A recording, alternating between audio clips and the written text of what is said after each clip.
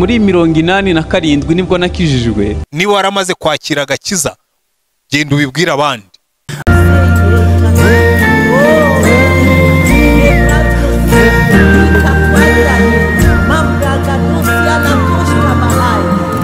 Holy Spirit, carry me. Yesu Kristo ashimwe bene data. Amaraso y'umwami wacu Yesu abagote abeze kandi abatunganye hamwe n'imiryango yanyu. Muri kumwe na Twahirwa Emi ku itabaza ry'agakiza. Mwarakoze cyane guhitamo gukurikira itabaza ry'agakiza kugira ngo tujye twigana ijambo ry'Imana mu biganiro bitandukanye. Uyu munsi tugiye kwiga ijambo ry'Imana rivuga ku bugingo bwo mu mwuka cyangwa se ubuzima bwo mu mwuka. Munyemerere abari mu gihugu n'abari hanze yacu nibwo tamasimbi, munyemerere dusenge duhuriye hamwe mu mwanya umwe, dusenge Imana tuyishimire kari nziza. Data wa twese uri mu ijuru turagushimiye, tugushimiye ineza yawe n'ubuntu bwawe, tugushimiye urukundo rwawe n'imbabazi zawe, tugushimiye ko utwitaho kandi ukaturengera. Mana turakwinginze kugira ngo urusheho kuvugana natwe, ukebure mwami amaso yacu arebe ibikwiye, amatwi yacu yumve ibikwiye, akanwa kacu kavuga ibikwiye, uduhe kurushaho kuyoborwa n'umwuka wawe wera. Tubisabye twizeye izina ryawe Yesu Kristo umwami w'abami. Amen. Hallelujah. Tugiye kwiga ijambo ry'Imana rivuga ubugingo bwo mu mwuka. Ntabwo rero ukeneye gusa ubuzima bwo mu mubiri wawe, oya, ukeneye ubugingo buhoraho Imana yageneye umwuka wawe. Yesu yaragupfiriye ngo ubone ubwo bugingo, kandi umwuka wera niwe ubugushyikiriza. Haleluya, haleluya. Impinduka azana muri wowe ni nini ku buryo Yesu yayise kubyarwa ubwa kabiri. Yesu Kristo we yabyise kubyarwa ubwa kabiri, kandi tubyita ukwihana cyangwa se kwihana, ngo tugaragaze iyo mpinduka ibaho. Nta numwe ubasha kuba umwana w'Imana cyangwa ngo ajye mu ijuru hatabayeho iki gitangaza cyo kubyarwa n'umwuka, cyo kubyarwa ubwa kabiri. Yesu yaravuze ngo muri Matayo muri Yohana ibice byaho 3 umurongo wa 6 kugera ku wa 7 havuga ngo ikizabyarwa n'umubiri nacyo ni umubiri, n'ikizabyarwa n'umwuka nacyo ni umwuka. Witangazwa nuko nkubwiye yuko bibakwiriye kubyarwa ubwa kabiri. Nanone kandi mu Baroma ibice byaho 8 umurongo wa 14 havuga ngo icyakora babyawe n'umwuka bose nibo bana b'Imana. Haleluya. Dore ibyo umwuka wera agukorera mu gikorwa cyo kwihana cyangwa se mu gikorwa cyo kwemera kwihana. Umwuka wera akuyobora kuri Kristo. Umwuka wera aragutegura ngo wihane kubwo kukwereka ko uri umunyabyaha utandukanijwe n'Imana iteka ryose kubera ibyaha. Mwuka wera ni ukwereka ngo iki ngiki wagikoze, iki ngiki wakivuze, iki ngiki ntabwo ari cyiza, iki kintu kiragutandukanye n'Imana Data. Akakubwira ngo ihane, gira gutya. Niwe ugutungira agatoki, niwe ukwereka icyo ukwiye gukora. Haleluya. Umwuka wera w'Imana utamufite ntabwo ubasha kwihana. Uguma wumva ko uri proud y'ibyo ukora, uguma wumva ko uri ntagondwa yuko ibyo ukora uri mukuri, ariko mu by'ukuri nta mwuka wera icyo gihe uba uhari. Turimo kwiga ibyo umwuka wera akora mu bugingo, cyangwa se umwuka wera ibyo akora mu buzima bwawe. Haleluya. Akwereka ko utabasha kwikiza wowe ubwawe, agufasha gusobanukirwa ko Yesu yagupfiriye mu mwanya wawe, akikorera ibyaha byawe, akishyiraho icyo kiguzi cy'ibyaha byose. Kavuga ngo ndemera kubyishyura mu mureka agenda. Arabohowe. Agutera gushaka kureka ibyaha byawe no kwakira imbabazi Yesu aguha. Atuma Kristo akubera uw'ukuri, kandi akagufasha kukwakira no kumwakira nk'umukiza wawe. Haleluya. Mwuka wera w'Imana ni utuma ubasha kwakira, kumva yuko wacumuye, ukabasha kwihana, kandi ukabasha no kwakira imbabazi Yesu Kristo agira gute aguhereza. Icya kabiri umwuka wera w'Imana akora mu buzima bwawe iyo umwemereye. Umwuka wera amenagura imbaraga z'icyaha cyari kigufiteho, cyangwa se imbaraga icyaha cyari kigufiteho, akaguha kamere nshya, akaguha ubuzima bushya, akaguha icyerekezo gishya, akaguha imibereho mishya, akaguhindura umwana w'Imana. Haleluya! Abayoborwa n'umwuka w'Imana bose nibo bana b'Imana. Mu Baroma 8:2 avuga ngo kuko itegeko ry'umwuka w'ubugingo bwo muri Kristo Yesu ryambatuye ububata bw'itegeko ry'ibyaha n'urupfu. Nanone mu Baroma 8:14 ngo abayoborwa n'umwuka w'Imana bose nibo bana b'Imana. Abayoborwa n'umwuka w'Imana nibo bana b'Imana. Ikintu cya gatatu umwuka wera w'Imana akora mu buzima bw'umuntu, akora mu buzima bwawe, akora mu bugingo bwawe. Umwuka wera azana kubaho muri wowe. Umwuka wera aza akaba muri wowe, bikakuzanira kubaho muri wowe. Haleluya! Ngagufashe akuyobore kandi akumenyeshe ko ubu uri umwana w'Imana. Haleluya! Umwuka wera w'Imana aza kuba muri wowe, ngagufashe, ngakuyobore kandi akumenyeshe ko ubu uri umwana w'Imana, ko wabaye umwana w'Imana. Abakorinto ba mbere 6:19 haravuga ngo mbese nimuzi yuko imibiri yanyu ari insengero z'umwuka wera uri muri mwe, uwo mufite wavuye ku Mana, kandi ntimuri abanyu ngo mwigenge. Ntago turi abacu ngo twigenge, turi abana b'Imana. None twakwigenga gute kandi tutari abacu ngo twigenge? Uwo mubiri ukoresha ibyo, uwo mubiri uvugisha ibyo, ako kanwa kavuga ibyo, izo ntoki zikora ibyo, uwo mubiri ukoresha ibyo, icyo gice icyo ari cyo cyose cy'umubiri ukoresha ibyo ngibyo, nibyo koko. None se utwara nk'uwawe? Ntago uri uwawe ngo wigenge. Umwuka wera w'Imana rero aza muri wowe kukwibutsa ko utari uwawe ngo wigenge, ukibuka kuri uwa Kristo, ukareka Yesu Kristo akakugenga, kandi akugenga ati iyo wemereye umwuka wera w'Imana akakuyobora. Haleluya, haleluya.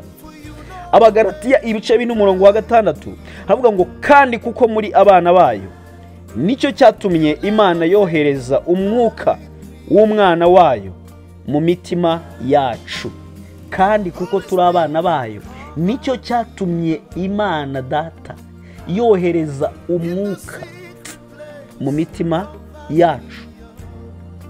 Mu Baroma 8:15 kugera kuri 16 baravuga ngo kuko mutahawe umwuka w'ububata ubasubiza mu bwoba, ahubwo mwahawe umwuka ubahindura abana b'Imana, udutakisha uti Aba Data.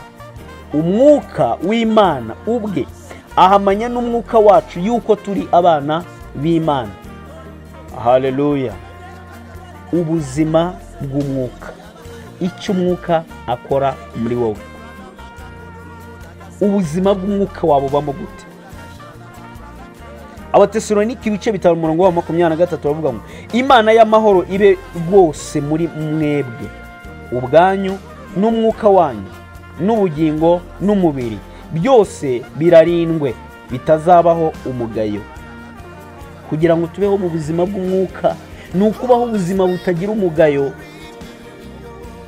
None se nshuti yanyu, ugaburira umubiri wawe, ukawambika, ukawitaho uko ushoboye kose, ukawukarabya, ukawusiga, ukawuryamisha, nta kutagira, kuko wifuza ko ugubwa neza, ukanyurwa, ugakomera, ukaba umubiri uzira umuze. Ugomba rero no kwita ku mwuka wawe niba ushaka ko unyurwa, niba ushaka ko umwuka wanyurwa, ukanezerwa, ugakomera kandi ukagubwa neza. Gusenga ni iby'ingenzi ku mwuka. Gusenga ni iby'ingenzi ku mwuka wawe, nk'uko umwuka uhumeka ari uw'ingenzi ku mubiri wawe.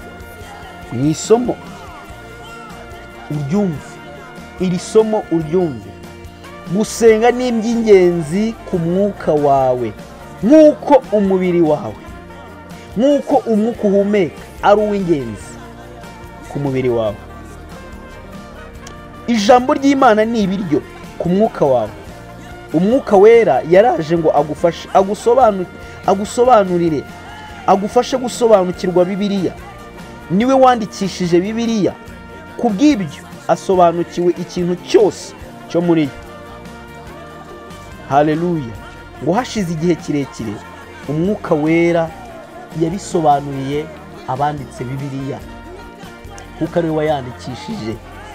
Imana yacu nishimwe. Umwuka wera w'Imana yaje kugira ngo arusheho kugusobanurira no kumenya Bibiliya. Haleluya. Ngo hashize igihe kirekire yayoboye abantu b'Imana ngo bandike muri Bibiliya ibintu ukeneye kumenya. Petero wa kabiri igice cya mbere n'umurongo wa 21 havuga ngo kuko ari nta buhanuzi bwazanywe n'ubushake bw'umuntu, ahubwo abantu b'Imana bavugaga ibyavaga ku Mana bashorewe n'umwuka wera. Haleluya. Yesu yasezeranije abigishwa be ko umwuka wera naza azabigisha. Bamaze kubatizwa mu mwuka ku munsi wa Pentekoste, barushijeho gusobanukirwa ijambo ry'Imana. Haleluya. Abenshi muri bo bahabwa umubatizo w'umwuka wera. Muri iki gihe bibagendekera nk'uko byagendekeye intumwa, nk'uko byagendekeye abigishwa. Abantu benshi muri iki gihe bajya bahabwa umwuka wera, nk'uko muri icyo gihe byagendekeye intumwa. Amahoro y'Imana abwire muri mwe bene data. Ndagira ngo nkubwire ngo umwuka wera w'Imana akora ibintu bitangaje mu buzima bwawe. Ashobora guhindura ubuzima bwawe, akakwigisha ibyo ugomba gukora, akakwigisha ibyo ugomba kuvuga, akakwigisha uko ugomba kugenda, akakwigisha uko ugomba kurya, akakwigisha uko ugomba kuryama, akakwigisha uko ugomba kubyuka. Umwuka wera w'Imana iyo ari muri wowe aragufata, akakuyobora, akakurandata. Haleluya. Yohana ibice 12 umurongo wa 26 turavuga ngo ariko umufasha ari we mwuka wera, uwo data azatuma mu izina ryanjye, niwe uzabigisha byose. Aya ni amagambo ya Yesu Kristo ubwo yaragiye gusubira mu ijuru. Avuga ngo umufasha ari we mwuka wera, uwo data azatuma mu izina ryanjye, naza azabigisha byose, azabamenyesha byose. Ntago mbasize mwenyine, ntimusigaye nk'imfubyi, mbasigiye umufasha wanjye ari we mwuka wera. Haleluya. Igitabo cya Nehemiya ibice 9 umurongo wa 20 avuga ngo kandi watanze umwuka wawe mwiza wo kubigisha. Haleluya. Imana yaduhaye umwuka wayo mwiza ngo twigishe. Ese umwuka wera w'Imana afite icyo amaze mu buzima bwawe? Ese hari impinduka ugira mu buzima bwawe kuko ufite umwuka w'Imana? Ese hari kamere zapfuye kubera ko umwuka w'Imana ari muri wowe? Ese hari imigenzo n'imiterere uko wari umeze mbere umwuka wera w'Imana yahagera agahindura byinshi muri wowe? Nimba nta kirahinduka, ntago wigeze uhereza umwuka wera w'Imana intebe muri wowe. Nimba uko watukanaga kera ariko uyu munsi ukibikora, kandi ukaba witwa kuri mu nzu y'Imana wakijijwe, kandi ukaba witwa yuko uri umuririmbyi, kandi ukaba witwa yuko uri umuvugabutumwa, ariko hakagira ibyo ukorera mu rwihisho, ndagira ngo nkubwire ko umwuka wera w'Imana ntago uhararagira mu buzima bwawe. Imimerere yawe iracyuzuyemo kamere, kandi umwuka wera w'Imana ahari kamere arahunga. Haleluya. Umwuka wera w'Imana ahari kamere irahunga. Nk'uko umucyo udashobora kubangikana n'umwijima, niko umwuka wera w'Imana adashobora kubangikana na kamere. Bwana Yesu asifiwe. Mwene data, ndagira ngo nkubwire ngo nimba imimerere yawe n'imiterere yawe ya kera, nimba ukirahira uri we, nimba ukirahira kuri uri umusinga n'umucyaba n'umuzigaba n'ibindi byose, nimba ukivuga yuko iwanyu nta muntu ujya ubabwira kabiri, ntaho ujya ubavugiramo kabiri, nimba ucyumva yuko kuri kamere yawe ukiri wa wundi wanyu mwahozeho, ntago umwuka wera w'Imana ntaragera muri wowe ngo agire icyo akora mu buzima bwawe. Ntago uramuha intebe ngo ature muri wowe. kandi natura muri wowe nibwo uzarushaho guhinduka, natura muri wowe nibwo uzagira ubuzima buzima, natura muri wowe nibwo uzagira icyerekezo, natura muri wowe nibwo uzabaho ubuzima bw'umunezero n'ibyishimo, kubera yuko ufite umuyobozi, kubera yuko ufite ukubwira, kubera yuko ufite haleluya haleluya icyerekezo kizima. Mwuka wera w'Imana nataba muri wowe ntago uzabasha gusingira icyo Imana Data yavuganye nawe. Yego ufite amasezerano Imana yaguhaye, ni n'abahanuzi mwahuriye no ku misozi no mu rusengero baraguhanuriye, ariko hagati yo gusingira isezerano no hagati yo kurigeraho, hagati yawe n'isezerano harimo kubahiriza amabwiriza, harimo kuyoborwa n'umwuka wera w'Imana, harimo kumva icyo umwuka w'Imana akubwiye, harimo kumva ibyo agutegeka n'ibyo akubuza. Hagati yawe n'amasezerano harimo urugendo rurerure. Bwana Yesu asifiwe, Bwana Yesu asifiwe, haleluya haleluya. Ndagira ngo nkubwire ngo Imana Data, Imana isumba byose, Imana nyiri imbaraga, Imana nyiri imbabazi, igusukeho umwuka wayo we, wongere kubatizwa bushya, wongere kuba icyaremwe gishya, wongere kwihana. Uracumura ukumva ntacyo bigutwaye, wambara mini uri umuvuga, uri umuririmbyi, uri umwana w'Imana, ukajya mu rusengero ukumva ntacyo bitwaye, ukumva urasa nk'abandi, wumva indirimbo z'abandi z'abari abahanzi basanzwe na biti zabo wirwa uzibyina ukumva ntacyo bitwaye. Umwuka wera w'Imana waramwimuye ntari muri wowe. Ibyo abandi bavuze nawe nibyo uvuga ukumva ntacyo bitwaye. Umwuka wera w'Imana waramwimuye ntari muri wowe. Ngicyambere ngo gukizwa no mu mutima, ariko gukizwa ni mu mutima. Igiti cyiza, ijambo ry'Imana tuvuga ngo igiti cyose ukimenyera ku mbuto zacyo. Ntago indimu ishobora kwera ironji, ntago ironji rishobora kwera ipera, ntago voka ishobora kwera ibishyimbo, ntago ibishyimbo bishobora kwera amatunda. Igiti cyose ukimenyera ku mbuto zacyo. Haleluya. Uko nguko ugenda, uko nguko uvuga bigaragaza uwo uri we mu buryo bw'umwuka. Umwuka wera w'Imana iyo ari muri wowe, iyo ari muri wowe ntago umera nkabo. Ariko izo ndirimbo ziwirirwa wumva ntazi, ntabasha no kuvuga, ntazi ngo nizihe, kandi zitaramye Imana, zitayihimbaza, ujya wumva bumva gospel. Ahubwo umwuka w'Imana iyo ari muri wowe akwigisha gukunda, akwigisha gukunda ijambo ry'Imana, ijambo ry'Imana akavamo ubuzima bushya ushyikiriza abandi, ukababwira ko Imana ari nziza, ukababwira ko Imana ikiza, ukababwira ko Imana izura, ukababwira ko Imana itanga amahoro kandi itanga icyerekezo gishya. Haleluya. Mu gitabo bita Catholic Pentecostal cyanditswe n'umugabo bita Kevin n'undi mudamu bita Dorothy Legan, ubasha gusoma ubuhamya bwinshi nk'ubu ngubu. Yaragize ati, nagiye kubona nsanga ndimo gukururwa cyane n'ibyanditswe, byari bisobanutse rwose. Gusenga byambereye ibyishimo by'ukuri.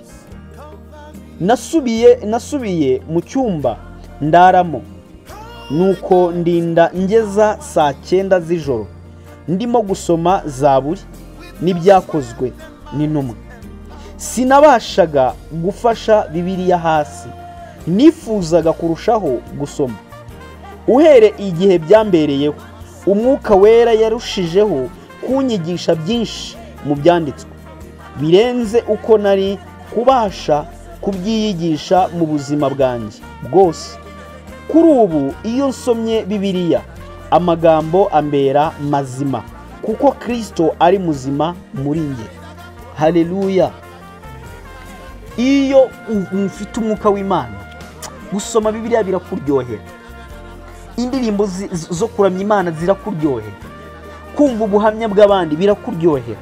Ntago usharirirwa, ntago ugira umushari, ntago wumva hari ibindi bintu byacitse, oya, ahubwo wumva ufite ubuzima bushya, wumva ufite inyota. Ese inyota y'ijambo yarashize muri wowe? Haleluya. inyota y'ijambo ry'Imana yarashize. Haleluya. Ni inshuro zingahe wumvise abantu bavuga ngo reba uyu muhungu buri munsi agenda arushaho gusa na se? Ni kangahe? Wowe wawe ni kangahe babivuze? Cyangwa se agenda arushaho gusa na nyina? So uko abana bagenda bakura rero ubusanzwe bagenda barushaho gusa n'ababyeyi babo. Bityo rero niko nawe ukwiye kumenya. Nakubaza ngo bite wowe ugenda urushaho gusa nande? Mu buryo bw'umwuka ugenda urushaho gusa nande? Amagambo yawe agenda kurushaho gusa n'ayandi? Ugenda urushaho kuvuga nkande? Ugenda urushaho kugenda nkande? Ugenda urushaho kurya nkande? Gira discipline ahantu hose. Haleluya. Buri munsi ugenda urushaho gusa na so mu ijuru. Iyo uretse umwuka wera w'Imana ngo akuyobore umunsi ku munsi urakura mu mwuka. Abandi bazabasha kubona muri wowe ibikuranga bituma usa na so wo mu ijuru. Akenshi byitwa imbuto z'urukundo. Mu Bagalatiya ibice byabo 5 umurongo wa 22 kugera kuri 23 haravuga ngo ariko rero imbuto z'umwuka ni urukundo, ni ibyishimo, ni amahoro, no kwihangana, no kugira neza, n'ingeso nziza, no gukiranuka, no kugwa neza, no kwirinda ukanga ikibi cyose.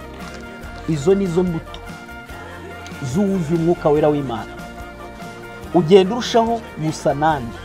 Uko ugenda ukura imyaka umaze mu gakiza urushaho gusa nande. Igihe wari umwana ntiwagiraga gifasha, ariko uko wagiye ukura warushijeho kugira imbaraga, wungutse inararibonye, kandi wiga gukora ibintu byinshi utashoboraga gukora mbere. Imana nayo iyobora abana bayo mu mibereho mishya y'umwuka. Haleluya. Mu migisha, mu bipimo, no mu mirimo bagomba kuyikorera. Ubwo buzima unyuramo buzagufasha gukura mu buryo bw'umwuka. Haleluya. Imana igufasha gukura ikoresheje imigisha, ibipimo, ndetse n'ubuzima bwo kuyiramya no kuyikorera. Haleluya. So umubatizo w'umwuka wera ni imibereho y'umwuka Imana ishaka kunyuzamo abana bayo bose. Imana ishaka kukunyuzamo wa musore we. Imana ishaka kukunyuzamo wa mugabo we. Imana ishaka kukunyuzamo wa mukobwa, wa mugore we. Imana ishaka kukunyuza muri uyu mubatizo w'umwuka wayo. Haleluya. Byitwa kandi kuzuzwa umwuka. Ibuka ko umwuka wera afite kamere imwe nk'iy'Imana Data n'iy'umwana Yesu Kristo. Umwuka wera ashaka kukuzura mu buryo bwuzuye, ku buryo kamere yawe yose izuzura kamere y'Imana. Kamere y'Imana ni urukundo no kwera. Ni urukundo no kwera. Haleluya. Kubw'ibyo iyo wuzuye umwuka wera uzuzura urukundo no kwera kw'Imana muri wowe. Urugero, tekereza ufashe igitambaro cyumye ukagifata. Iyo ugishyize mu mazi kinywa buri gitonyanga cyose gishobora gukurura, gishobora kugera cy'amazi. Iyo ugikuye mu mazi gitangira kujojoba amazi. Iyo kizunguze noneho cyane ugikamura bizagenda gute? Kizuma. Iyo udafite umwuka wera w'Imana muri wowe uruma. Wakigarura mu mazi, amazi arongera akacyuzuramo. Ariko iyo cyanitse ya mazi yaracyuzuyemo yaba yakivuyemo kikuma nyine. Nawe umeze nk'uwo mwenda. Iyo Yesu ashaka kukubatiza mu mwuka wera akakwibiza mu mwuka w'ubugingo kugeza aho wuzura kamere ye muri buri gace k'ubugingo bwawe. Iyo wuzuye umwuka wera ibigeragezo byakunyeganyeza, abantu bakurwanya, ingorane, ariko ingorane zose z'ubuzima, haleluya, zigaragaza urukundo rw'Imana rukuzuye. Ingorane izo arizo zose z'ubuzima zigaragaza urukundo rw'Imana rugize gute? Rukuzuye. haleluya, haleluya. Hari umugabo bita John Lilesh yaravuze ngo abatizwa nyine muri icyo gihe cy'umwuka atanga ubuhamya. Yaravuze ngo muri icyo gihe cyo kubatizwa mu mwuka wera, ati nagize igitekerezo kimwe gikuru, naruhagiwe, nzengurukwa kandi nibizwa mu rukundo. Haleluya. Twita cyane ku ruhande rw'imbaraga z'umwuka wera, ariko kamere y'izo mbaraga ndemezwa neza ko ari urukundo. Natekereje ko urukundo ari rwo banga ry'uko kwezwa guhindura umuntu igihe naruhaga, igihe nahuraga kandi nanone n'urukundo rwankuyeho imiruho nari nararushye n'ibibabaro. Ati muri icyo gikorwa gitangaje cyo kubatizwa mu mwuka wera, nabonye ko namaze kwezwa, gukomezwa, gukira indwara, nageze ku kigero cyo kuba umuntu ushyitse ntari narigeze ntekereza ko naba we mbere. Imana nidufashe. Iyo umwuka wera w'Imana ari muri wowe, uhinduka icyaremwe gishya, indwara zirakira, ibigeragezo biraza bikanyuraho, kubera ko umwuka wera w'Imana ari muri wowe. Mwene data, uko ugenda ukura ugenda usa nande. Ibyo uvuga umuntu uvuga nkande, uvuga nka Yesu. Amagambo yawe arimo kubaha Imana. Isuzume. Bene data, umwuka wera w'Imana tumwemerera aze mu buzima bwacu kugira ngo ubugingo bushya bube muri twebwe, kugira ngo imibereho mishya ibe muri twebwe, kugira ngo turusheho kubera n'abandi itabaza. Yesu Kristo yakundaga kuvuga ngo muri umucyo w'isi, muri umucyo w'isi. Yabaga ashatse kuvuga iki? Ko dukwiriye gufasha abandi guhinduka, ko dukwiriye gufasha abandi kugira impinduka mu buzima bwabo. Amahoro y'Imana nabane namwe, mbifurije ibyiza byose amahoro Yesu Kristo atanga. Abarwayi mwizere Yesu murakira, abababaye mwizere Yesu murakira, abafite ibibazo bitandukanye mwizere Yesu murakira, kubera yuko umwuka wera w'Imana naza agatura muri wowe uzarushaho kuba icyaremwe gishya. Imana Data yo mu ijuru ibahereze umugisha. Ndabakunda, tubahaye ikaze ku itabaza ry'agakiza. Nimba utarakora subscribe wayikora. Umwuka wera w'Imana nabe kuri wowe mu izina rya Yesu, amen. Muri 87 nibwo nakijijwe. niba waramaze kwakira agakiza, genda ubibwira abandi. No kumenyesha abantu be iby'agakiza ko ari ukubabarirwa ibyaha. Hazaba hari agakiza. Mwasabye ko tuza kuganira ku gakiza. Ese agakiza ni iki? Hari abantu bitwa abakizwa ariko badafite agakiza. Muraho, tubahaye ikaze kuri itabaza ry'agakiza. Mwadufasha kwamamaza ubutumwa bwiza hirya no hino ku isi kubumva ururimi rw'ikinyarwanda. Itabaza ry'agakiza ni YouTube channel duhuriraho kugira ngo twumve ubutumwa bwiza. Ese koko nta bantu muziranye badakijijwe? None nimba muziranye, wowe ukora iki kugira ngo bamenye ubutumwa bwiza se? Mwereke link ya YouTube channel bita itabaza ry'agakiza, hanyuma yumva ubutumwa bwiza akizwe, urabukoze umurimo. Murakoze. Share, comment, subscribe, byose birakenewe. Ni mu ruhande rwawe kugira ngo ubutumwa bwiza bw'Umwami Yesu Kristo bwamamare kugera ku mpera y'isi. To realms of glory, carry me, oh. Holy Spirit, carry me, oh.